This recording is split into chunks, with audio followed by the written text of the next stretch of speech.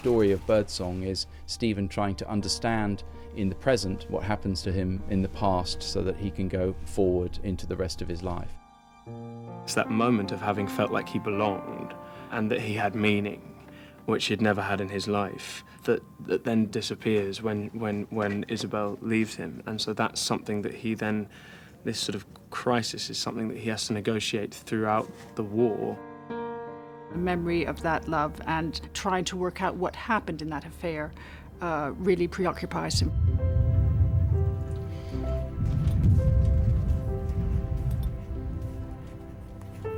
By drawing her to try and retain her memory, because he's probably lost what she looks like in his mind. It's trying to cling on to those things that you remember as tangible and real. I think actually that leads into his obsession with these tarot cards as well. It's trying to make sense of the nonsensical. It's trying to create something stable in a completely unstable world. Who told Captain Weir he could take 2 of my men? Captain Gracer. At first, I think a lot of the boys are sort of unsure because he's very hard and he doesn't give very much away. He's learnt that the way to survive the brutality of both normal human life and the life of our emotions, but also the extremes of World War I, is to try and close all that off and to put up a barrier. Give me the dig and hold a gun. You'll do what I say if it's needed. Sir? Jack Firebrace, he's one of the tunnelling company. He's come from East End London. He helped dig the Central Line, and he's got a wife and a young son. These guys have come from doing this job as civilians, and they're doing the same job here. So they're the only people who are properly trained to do what they do in many ways. Get up. Get up. Get up.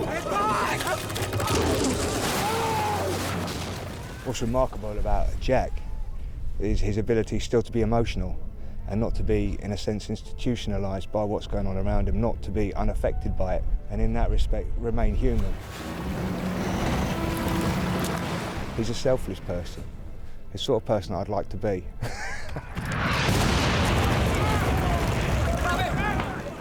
In that moment when Douglas is dying, Firebrace witnesses something in Stephen, a compassion in Stephen. I want you to think of her, and I want you to think of the last time that you saw her. And I want you to think of the first things that you will say to her when you see her again. Firebrace sees that part of this coldness is a facade and sees a glint of something else exposed. Were you asleep?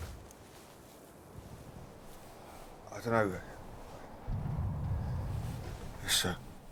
Even in the context of the moment in which Stephen tries Jack, puts him on trial, as it were, virtually court-martials him, almost has him killed for falling asleep.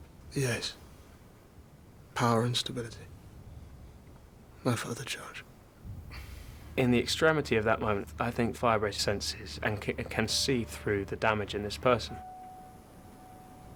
Captain Weir is quite an eccentric. He's quite different to a lot of the other men, and I think that's why him and Stephen got on quite well. Would you believe it if I said I've never been with a woman? Never. How old are you? Old enough. He takes a lot of his strength from Stephen, and I think in the same hand, Stephen lives a lot of his anxieties through Weir, so they both kind of need each other. When Weir thinks he's lost Stephen, I think that really breaks him. Sir, has Lieutenant Raceford got a family? I don't know. I really don't know. It's his best friend, I think his only real friend that he's ever had. And he's a totally broken man, and Jack's the one that comes and just offers something to help him through it. Someone should write to his family, sir.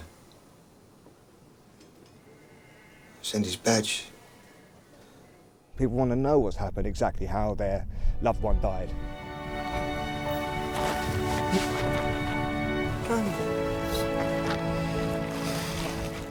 So in part he does it to help Weir, and in part he does it because he knows himself. If he goes, he'd want his family to know. But when Jack's son dies, that breaks him. It does break him. What's all bloody for, eh? Come on, let's get you out, Firebrace. No, Life starts to lose its purpose. Come on. Everyone in Ireland, boy.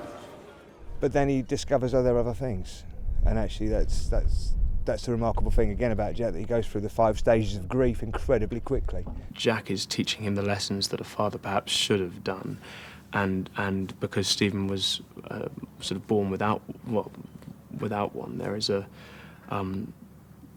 he's filling that role.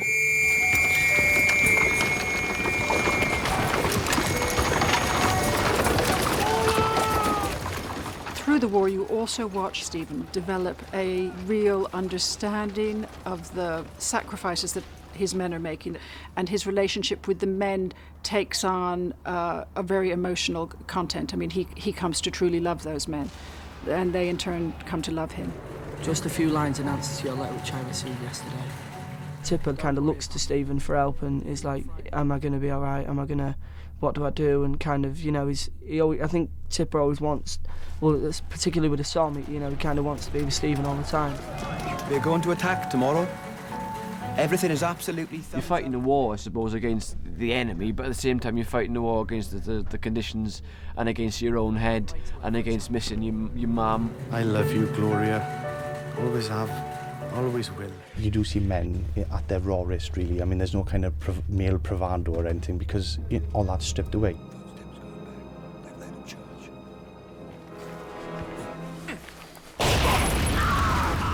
Towards the end of the story, Jack and Stephen are marooned in a tunnel. I made a beautiful boy.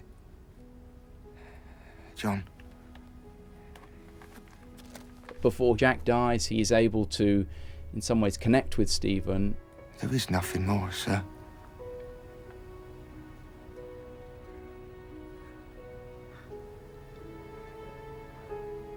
To love and be loved.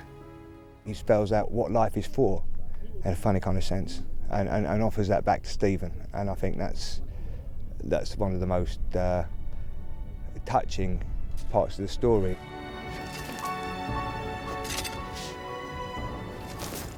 It's his really being able to make a profound connection with Stephen, which enables Stephen to carry on with the rest of his life, actually, and teaches Stephen to want to live again.